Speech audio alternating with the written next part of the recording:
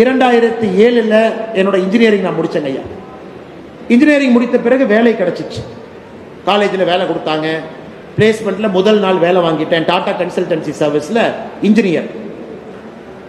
நான் சில பேருக்கு சொன்னேன், நான் டிசிஎஸில் போய் என்ன பண்ண போகிறோன்னு எனக்கு தெரியல. ஜாப் ஆஃபர் இருக்குது, வேலை கொடுத்துட்டாங்க, 100% பிளேஸ்மெண்ட் ஆயிடுச்சு. எங்கள் அப்பாவை கூப்பிட்டு சொன்னேன், அப்பா டிசிஎஸில் வேலை கொடுத்துருக்காங்க, ஆனால் நான் வேலைக்கு போக மாட்டேன். எங்கள் அப்பா சொன்னார், நீ வேலைக்கு போகலாம், வீட்டு பக்கமே வந்துடாது, அங்கேயே இருந்துக்க. எந்த நடுத்தர குடும்பத்தில் நீங்கள் அப்பாட்ட ஃபோன் பண்ணி நான் வேலை கிடைச்சிருக்கு, வேலைக்கு போக மாட்டேன்னா யார் ஏற்றுக்குவாங்க? அப்போ ஒரே குழப்பம், என்ன செய்யறது? 23 வயதில் என்ன செய்யறதுன்னு புரியல எனக்கு. அந்த மாதிரி சில இளைஞர்கள் அமர்ந்திருக்கலாம். தொழில் ஆரம்பிக்கலாமா தெரியல, MBA போகலாமா தெரியல, மக்களுக்கு சேவை பண்ண போகலாமா தெரியல. அப்போ என்ன பண்ணுங்க, ஒரு வருஷம் எதையும் இல்லாமல் வேலை செய்வோம். சாப்பிட்ற பணம் வேணும். எங்கள் அப்பாட்ட போய் கேட்குற அளவுக்கு எனக்கு துணிவில்லை, வேலைக்கும் போகலை. அப்போ கோயம்புத்தூரில் ஒரு MBA இன்ஸ்டியூட், அவங்ககிட்ட 8000 ரூபா சம்பளத்துக்கு கவுன்சிலராக ரிசப்ஷனிஸ்டாக ஜாயின் பண்ணேன் 2008. ஸோ எனக்கு 8000 ரூபா கொடுப்பாங்க. டெய்லி நான் 4 மணி நேரம் வேலை பார்ப்பேன். சாயந்தரம் 6 மணிக்கு போனால் 10 மணி வரைக்கும் ஆஃபீஸில் இருக்கணும். யாராச்சும் MBA பற்றி பேசுகிறாங்கன்னா அவங்களை உட்கார வச்சு நான் பேசுவேன். ஒரு வருட காலம் 8000 ரூபாய் சம்பளத்தில் நம்ம வாழணும். அந்த 8000 ரூபாய்க்கு ஊருக்கு போகக்கூடாது, அப்பாவை பார்க்கக்கூடாது. அந்த 8000 ரூபாய்க்கு வாடகை கொடுக்கணும், 8000 ரூபாய் பைக்குக்கு பெட்ரோல் போடணும், 8000 ரூபாய்க்கு 3 வேளை சாப்பாடு சாப்பிடணும். அப்போ என்ன ஆச்சுனாங்க, 2வது மாதம் கோயம்புத்தூர்னுடைய ஒரு பெரிய எக்ஸ்பர்ட் ஆகிட்டேன். எந்த மெஸ்ஸில் வியாழக்கிழமை சிக்கன் பிரியாணி போடுவாங்க, 35 ரூபாய்க்கு எந்த சிக்கன் பிரியாணியில் 2 லெக் பீஸ் இருக்கும். ஒரு படத்தில் செந்தில் சொல்லுவார், இதெல்லாம் இன்ஃபர்மேஷன் பாஸ், எந்த புளியோதரை எந்த கோயிலில் போடுவாங்க, எந்த சக்கரை பொங்கல் எந்த கோயிலில் போடுவாங்கன்னு ஒரு படத்தில் பார்த்தீங்கன்னா அந்த செந்தில் மாதிரி கொஞ்ச நாளைக்கு நான் இருந்தேன். ஏன்னா இருக்கிற பணத்தை கச்சிதமாக செலவு பண்ணணும்.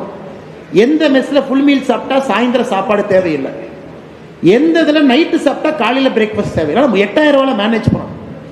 அந்த ஒரு வருடம் என்னுடைய வாழ்க்கையினுடைய மிகச்சிறந்த வருடம். இன்னைக்கு எனக்கு 40 வயசு கையா. 23 வயசுலேருந்து 24 வயசு அந்த ஒரு வருஷம் எனக்கு கிடைச்சது. 2008 என்னோட வாழ்க்கையில மிக மிக மிக மிக முக்கியமான திருவண்ணாமலை கோயிலுக்கு போவாங்க ஐயா. எல்லா பௌர்ணமிக்கும் போவேன். 200 ரூபா பணம் கொடுத்து ஏதாச்சும் ஒரு ரூம்ல வாடகை கொடுப்பாங்க. ஒரு சாதாரண ஒரு பாய் இருக்கும், அதை போட்டு படுத்து தூங்கிக்குவேன். அதே திருவண்ணாமலைக்கு என்னைக்கு போனால் கட்சிக்காரங்க வராங்க, அண்ணன் இங்கே வாங்கினே, அண்ணன் VIP போலானே, அண்ணன் இந்த சிறப்பு தரிசனம் இருக்குன்னு முன்னாடி போய் நிற்கலாம். அதே திருவண்ணாமலையில் எத்தனையோ கிரிவலம். இன்னைக்கு எனக்கு பிடிச்ச விஷயம், சாதாரண மனிதராக ஒரு பாயை போட்டு 200 ரூபா ரூம்ல கொடுத்தீங்கன்னா குளிச்சுட்டு சாப்பிட்டுட்டு சிவனை பார்த்துட்டு வந்தேன். எல்லா பௌர்ணமிக்கு தவறாம. என்னை உருவாக்கியது, என்னை செதுக்கியது அந்த 12 மாதம். ஆனால் நீங்க அதை செய்யணுங்கிறது என்னுடைய அன்பான வேண்டுகோள். குழப்பத்துக்கு ஒரு விடை, இதுதான் நம்ம பாதை, இதை எடுப்பு அடிப்போம். இன்னைக்கு எல்லாரும் குழப்பத்தில் இருக்கீங்க. உண்மையை சொல்ற குழப்பத்தில் இருக்கிறீங்க. சினிமா மோகம், மாயை, சமூக வலைத்தளம், எதை பார்த்தாலும் உடனே நமக்கு பணக்காரனாகணும்னு தோணுது, எதை பார்த்தாலும் உடனே சாதிக்கணும்னு தோணுது. அட்டென்ஷன் எதிர்பார்க்கணும். நான் இடத்துக்கு போனா அண்ணே வணக்கம்னு சொன்னா தான் நமக்கு ஒரு சந்தோஷம். வணக்கம்னு சொன்னா ஏன் நம்மளை மதிக்கலையாட்டிருக்குன்னு இளைஞர்களுக்குள்ளேயே ஒரு கௌரவ குறைச்சல் வருது.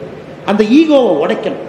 நம்ம ஒண்ணும் இல்லை, நம்ம இறந்த பிறகு புழுக்களாக இந்த மண்ணில் போக போறோம், நம்மளை எல்லாம் மறந்துடுவாங்க. வாழ்ற வரைக்கும் தான் இந்த ஜிப்பா கிப்பாலாம் போட்டுக்கிட்டு இந்த பந்தாலாம் ஒரு 40 வருஷம் தான் அப்படிங்கிறது புரிஞ்சாதான் வாழ்க்கை நமக்கு ஆரம்பமாகும். அன்பு சொந்தங்கள், அதனால குறிப்பாக இந்த அறக்கட்டளை ஆரம்பிக்கின்ற இந்த நாளில் இளைஞர் பட்டாளத்துக்கு நீங்க உண்மையான சேவை செய்ய வேண்டும் என்று நினைத்தால் நீங்கள் யார் என்பதை நீங்கள் புரிந்து கொள்ள வேண்டும். நீங்க யாருன்னு எப்ப புரிஞ்சுக்குவீங்கன்னா, நீங்க இருக்கிற இடத்திலிருந்து நகர்ந்தால் மட்டும்தான் உங்களுக்கு தெரியும். ஏன்னா இருக்கிற இடம் எப்படி, நண்பர்கள் ஜாஸ்தி, மாப்பிள்ள வா போலாம், பைக் ஸ்டார்ட் பண்ணு, வா இங்க போலாம், இந்த ஹோட்டலுக்கு போலாம், இங்க போனா இந்த மெஸ்ல சாப்பிடலாம், வா மாப்பிள்ள இந்த படம் ரிலீஸ் ஆயிடுச்சு பார்க்கலாம். ஒரு தமிழ்நாட்டு இளைஞர்களை பொறுத்த வரைக்கும் என்ன, ஒரு ஹீரோவையும் அந்த படத்தை 100 கோடி ரூபாய் ஓட்டுறக்கா நாம இருக்கும்.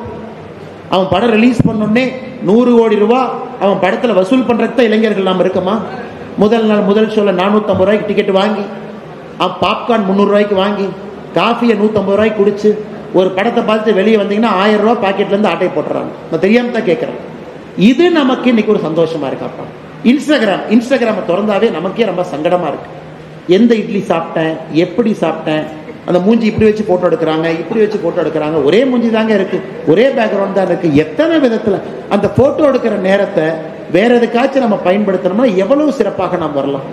இன்ஸ்டாகிராம்காரன் உங்க ஒரு அக்கௌண்ட்டுக்கு மாசம் அவன் $7 சம்பாதிக்கிறான். மானிட்டைசேஷன் வந்து $7.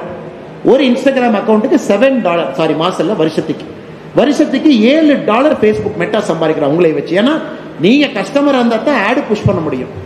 ஆடு புஷ் பண்ணா தான் மார்க்கெட்டிங்காரன் பணம் கொடுப்பான். மார்க்கெட்டிங்காரன் பணம் கொடுத்தா தான் மார்க் ஜக்கர்பர்க் பணக்காரனா இருப்பான், உலகத்துல 3ஆவதா இருப்பான்.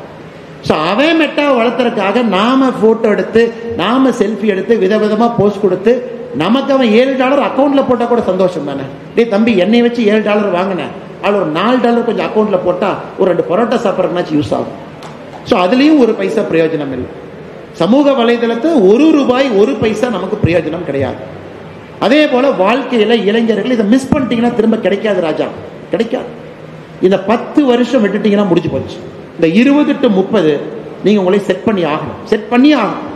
அப்படியே கல்யாணம் ஆகும், அப்படியே குழந்தை வரும், அப்படியே ஸ்கூல் ஃபீஸ் கட்டணும். அப்புறம் குடும்பஸ்தன் படத்துல என்னுடைய அன்பண்ண நடிச்சார்ல, அந்த கதை தான் நமக்கும். என்னன்னா மாச பட்ஜெட்டை போட்டு கேபிள் பில்லை கட்டி, இவனுங்க விற்கிற விலைவாசிக்கு வாங்கி, கரண்ட்டை ஏத்துற இந்த கரண்ட் பில்லை கட்டி, எங்கன்னா வாங்குறது, பட்ஜெட் போட்டு தான் வாழணும்.